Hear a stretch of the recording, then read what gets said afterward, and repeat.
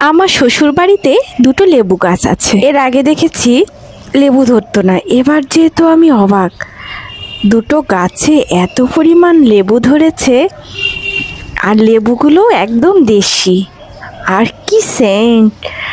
দেখুন কত লেবু ধরেছে।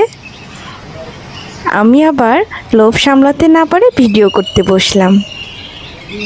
আম কিংবা লেবু কিংবা কাঁঠাল যে গাছটাই হোক, যদি ফল আসে তো বাড়ির যত মানুষই থাক খেয়ে পড়ে কিন্তু একদম কুলোই।